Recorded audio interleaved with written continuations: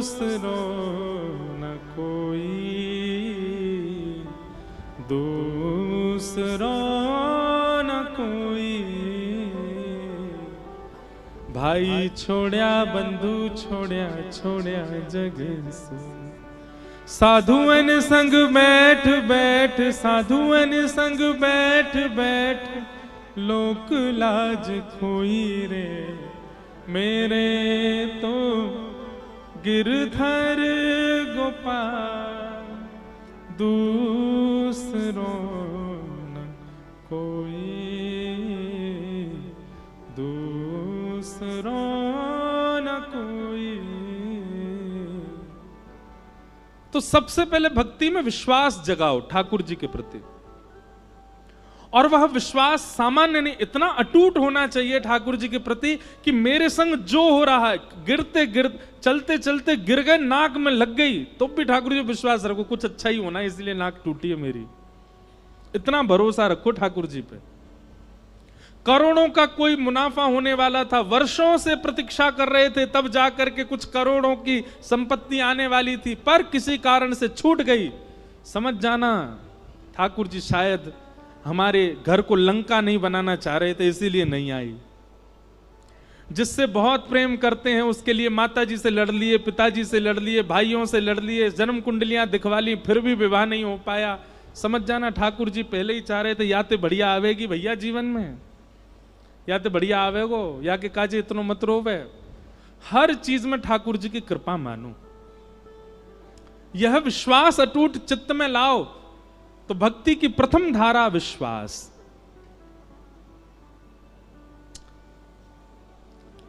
पूज्य मलुकपीठ वाले महाराज जी कथा हम चलते फिरते सुनते रहते हैं, कुछ ना कुछ नवीन भाव मिलता है। आप एक दिन कथा में श्री मलुकदास जी का चरित्र बता रहे थे, और उस चरित्र में एक बहुत सुंदर कथा सुनाई, बहुत ध्यान से सुनना। महाराज जी सुना रहे थे कि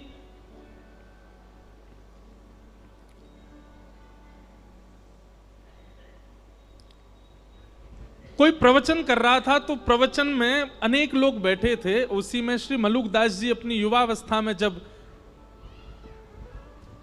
घर आदि का त्याग नहीं किया था, तो वहीं प्रवचन बैठ करके सुन रहे थे। तो प्रवचन सुनते सुनते लोग बाग आपस में चर्चा करने लगे। बोले ये बाबा को बस चले तो ये हमारे काम धंधा छुड़वा के बस यही कहेगो राम राम जपो, ठाकुर जी का नाम जपो, तिलक लगा करके केवल भक्ति भाव में रहो। अरे कर्म नहीं करेंगे तो दाल रोटी राम जी खिला जाएंगे क्या? कर्म नहीं करेंगे हमारे घर परिवार को राम जी चला जाएंगे क्या? ये भी कथा वक्ताओं पे कोई काम नहीं है, बस एक ही बात कहते हैं, जहां ले चलोगे वहीं मैं चलूंगा। हैं ठाकुर जी जहां ले चलेंगे, ऐसे थोड़ी होता, कुछ अपने बुद्धि विवेक से भी तो करना पड़ेगा। ऐसे लोग चर्चा कर रहे थे और मलुकदास जी बैठ करके सुन रहे थे। तो मलुकदास जी अपनी युवावस्था में थे, उन्होंने उठ करके जो व्यास मंच पर व्यास जी थे उनसे कहा, बोले देखिए व्यास जी आप बहुत अच्छी बात बता रहे हैं, आप कह रहे हैं राम नाम ही सर्वस्व है, भगवान नाम ही सर्वस्व है, कथा ही सर्वस्व है, लेकिन कर्म भी तो प्रधान है।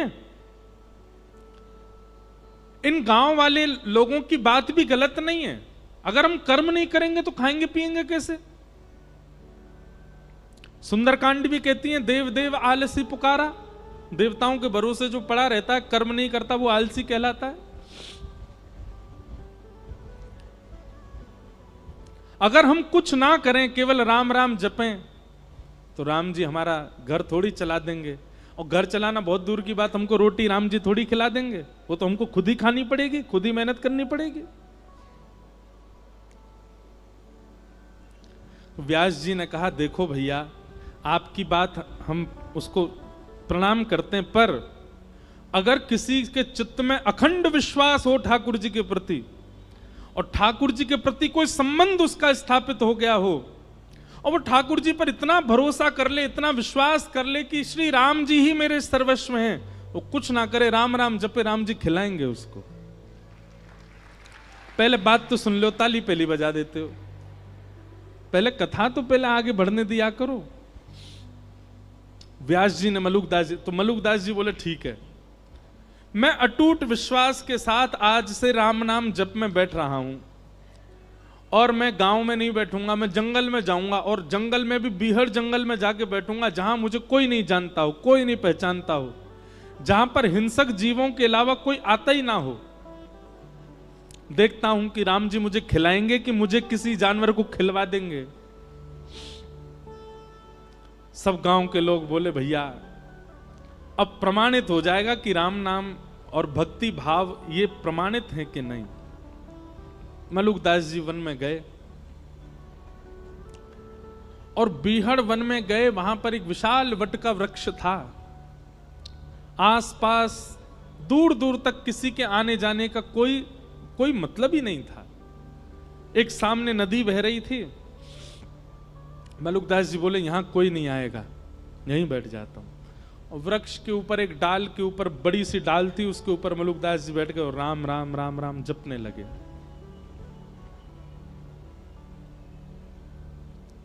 आप राम नाम का जप कर रहे थे, मन में अनंत विश्वास था राम जी के प्रति कि श्री राम जी सब भक्तों पर अनुग्रह करते हैं, मुझे भी श्री राम जी अनुग्रहित करेंगे। इस विश्वास के साथ राम नाम जपने लगे। आपका राम नाम जप चल रहा था, घंटों तक राम नाम जप चलता रहा। तभी कुछ यात्री घोड़ा पे बैठ करके वहां से निकलने लगे। आप लोगों ने विचार किया ये स्थान तो बहुत बढ़िया है, बढ़िया नदी भी बह रही है और यहां दूर दूर तक कोई है भी नहीं, यहीं स्नान करते हैं और फिर बढ़िया जो भोजन लेके आए यहीं पाएंगे प्रेम से। यात्री जन अपने घोड़े से उतर गए, नदी में स्नान आदि करके जैसे ही अपना भोजन आदि सब उन्होंने खोला, इतने में ही डाकू और डकैतों ने वहां आने लगे। उनके घोड़ों की नालों की आवाज आने लगी। तो जितने यात्री थे उन सब ने विचार किया, बोले भैया बड़े बड़े डाकू आ रहे हैं, ये सब हमको मार देंगे, सब हमारा सर्वनाश, जल्दी भागो यहां से। सारे यात्री अपना भोजन पानी वहीं छोड़ छाड़ करके भाग गए। डाकू आए, डाकुओं ने आकर के देखा कि महाराज सुंदर सुंदर रबड़ी, सुंदर मिष्ठान, सुंदर 56 भोग और रोटी आदि सब वहां खुली रखी है।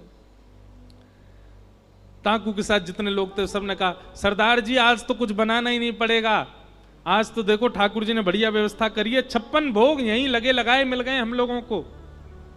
अब तो आज तो यहीं रोटी पाएंगे, यहीं लड्डू उड़ाएंगे, यहीं प्रेम से रबड़ी पाएंगे और इसी से ही आनंद होएगा आज तो। इतने में सब टूट पड़े भोजन पर, सब उठाने लगे रोटियां और सब्जियां सब डालने लगे, अपने हाथ में पकवान लेने लगे। जो सरदार मुखिया था डाकुओं का, वो थोड़ी देर इधर उधर देखने लगा, बोले रुको रुको रुको अभी मत पाना।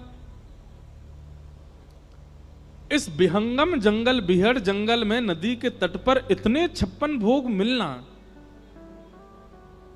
पहली बात तो इसमें यह सत्य है कि भगवान ने कोई अनुग्रह करके हमारे लिए व्यवस्था करवा दी। लेकिन दूसरी बात एक और हो सकती है, क्या हमको कम से कम 5 राज्यों के राजा ढूंढ रहे हैं। कहीं ऐसा तो नहीं उन लोगों को हमारा यहां आना पता हो और ये सारे व्यंजनों में विष डाल करके उन्होंने यहां पर ये व्यंजन रख दिए हों, और कहीं हमने ये पाए और हम पाकर के विष के नशे में आ गए, मूर्छित हो गए, मृत्यु हो गई, तो वो 5 राज्यों के राजा जो हमको ढूंढ रहे हैं वो हमको ले जाएंगे यहां से, उनका तो काम हो जाएगा, कोई नहीं खाएगा, नीचे रखो इसको। संग वाले बोले महाराज बहुत दिन से रबड़ी नहीं पाई, देखो गुलाब जामुन नहीं पाई, खान देने बोले नहीं नहीं नहीं नहीं हम ऐसे नहीं खा सकते। एक काम करो, अपनी टोली से बाहर का जो हो, जो हमारी टोली से बाहर का ऐसा कोई राह चलता मिल जाए उसको पकड़ लाओ, उसको पहले खिलाओ, उसको खिला करके देखेंगे अगर इसमें विष हुआ मर जाएगा, पता चल जाएगा, नहीं हुआ तो हम भी पालेंगे। सब ढूंढने लगे लेकिन दूर दूर तक तो जंगल कुछ मिले ही नहीं। तभी सरदार की नजर गई, पेड़ के ऊपर श्री मलुकदास जी बैठे थे, राम राम राम राम राम राम जप रहे थे। तुरंत उसने अरे देखो ये बैठा अब ऊपर भगत, इसी नहीं विष में ला करके सारा भोजन नीचे, पकड़ के लाओ उसको नीचे। ऊपर चढ़ गए, मलुकदास जी को पकड़ के नीचे ले आए। मलुकदास जी बोले भैया क्या कर रहे हो? बोले हाथ पांव बांधो इसके, और हाथ पांव बांध करके इसको सारा भोजन खिलाओ। मलुक दास जी मनी मन विचार कर रहे थे, मैंने तो कहा था राम जी खिलाने आएंगे, पर ये तो डांकू खिलाने आया। मलुक दास जी ने मुंह बंद कर लिया, मैं नहीं खाऊंगा, मैंने। तभी सरदार उतरा अपने घोड़े पे से, और मलुक दास जी का मुंह इतनी जोर से पकड़ा, बोले खाएगा कैसे नहीं, ठूस ठूस के खिलाओ इसको। और सबरे लड्डू ले, गुलाब जामुन ले, रबड़ी ले, पकवान ले ले करके मलुक दास जी को खिलाए। मलुक दास जी के नेत्र सजल हो गए, बोले जय हो राघव जी, जय हो मेरे राम जी। मैंने आपसे क्या प्रार्थना की? मैंने कहा था कि नाथ राम राम जपने से यदि राम जी भोजन करा जाएंगे तो मैं मान जाऊंगा कि भजन में बल है। आप भोजन दूर, आप तो पकवान पवा रहे हो मुझको, और पकवान भी इतने विहंगम जंगल में कैसी योजना बना करके, क्या कृपा करके आप सब व्यवस्था मेरे लिए कर रहे हो नाथ। उस दिन श्री मलुक दास जी का निष्ठा हो गई, विश्वास हो गया नाम में, और उसी दिन बस निकल पड़े, श्री राम नाम के आश्रय पर ही निकल गए। और हमारे भारत भूमि को एक अद्भुत संत प्राप्त हुए, मलुक दास जी महाराज। और उन्होंने एक पद लिखा, बहुत पद हैं मलुक दास जी के, एक पद लिखा, भाई नाही बंधु नाही कुटुंब कबीलो नाही, ऐसो कोई मित्र नाही, जासो कछु लीजे, दीन बंधु दीनानाथ मेरी सुध लीजे, दीन बंधु दीन। कहता मलुक दास छोड़ दे वीरानी आश, कहता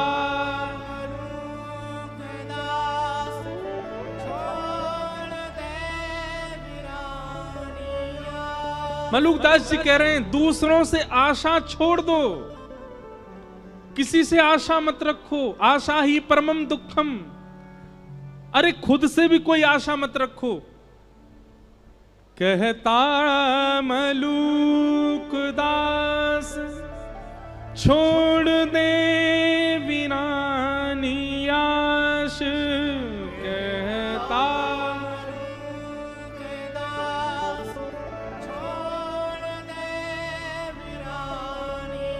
तो फिर कहां जाएं किसी से आशा ना रखें तो? तब मलुक दास जी कहते हैं, साचो नाम तेरो दाता, साचो नाम तेरो दाता, साचो नाम तेरो दाता, साचो नाम तेरो दाता, और किसको लीजिए दीन बंधु दीनानाथ मेरी सुध लीजिए, दीन बंधु।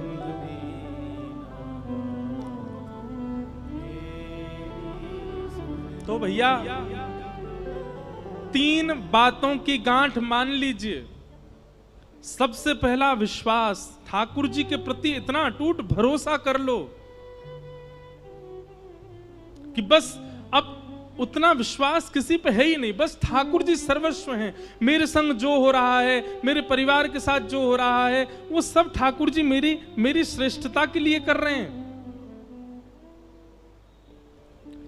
मेरे पैर में चोट लगी, मुझे घाटा हुआ, मेरा ये छूट गया, मुझे ये मिल गया, कोई भलाई होगी मेरी, आप विश्वास मानिएगा।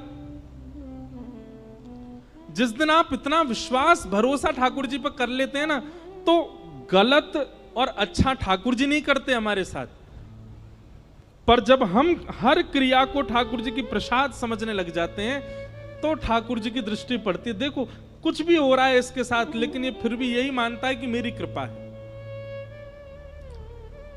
तब ठाकुर जी अनुग्रह करते हैं, दृष्टि भर के देख लेते हैं और सब मंगल होने लग जाता है। इसने अपने जीवन में होने वाली हर स्थिति को भगवत प्रसाद मानो। विश्वास। दूसरा, ठाकुर जी से एक संबंध बनाओ, कुछ भी मानो। गोस्वामी तुलसीदास जी कहते हैं, तोहे मोहे नाते अनेक, मानिए जो भावे।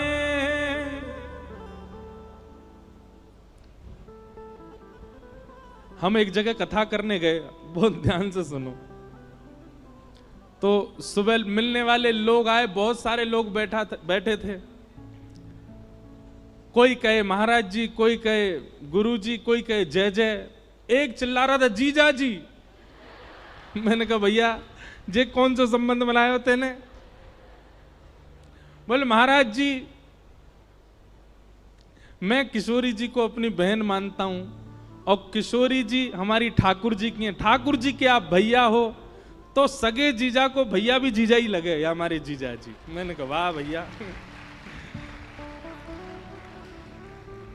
मैंने कहा साले साहब को माला पहना के आओ, इनके जीजा जी। आप संबंध मान के तो देखो एक बार ठाकुर जी से। निभाना ठाकुर जी पे छोड़ देना, आप बस संबंध बनाओ।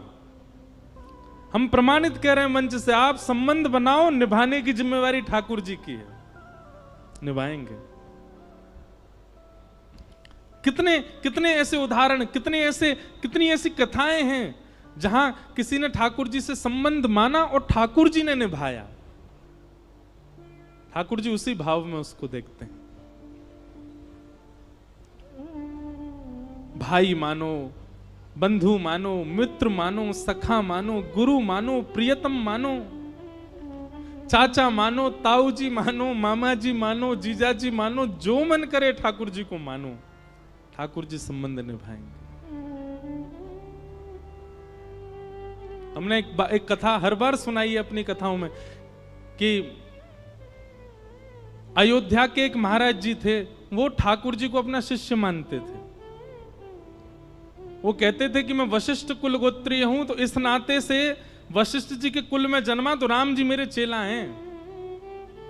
वो कनक बिहारी जी का दर्शन करने जाते, पूरी दुनिया हाथ जोड़ती, वो दूर से कहते खुश रहो चेला राम, तुम सदा प्रसन्न रहो, तुम पे कोई अला बला नहीं है, मेरा आशीर्वाद सदा बना रहे।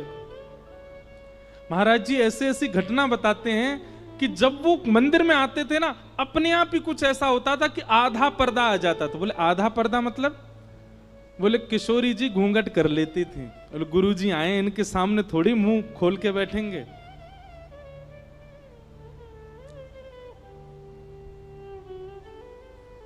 ठाकुर जी संबंध निभाते हैं, कोई बनाए तो सही।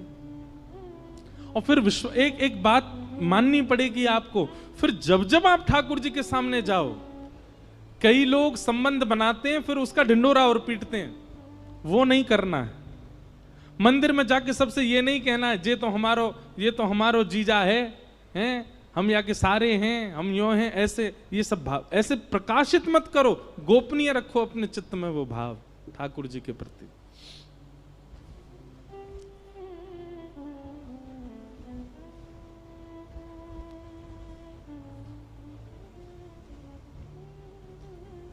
हमारे बक्सर वाले मामा जी, नाम सुना?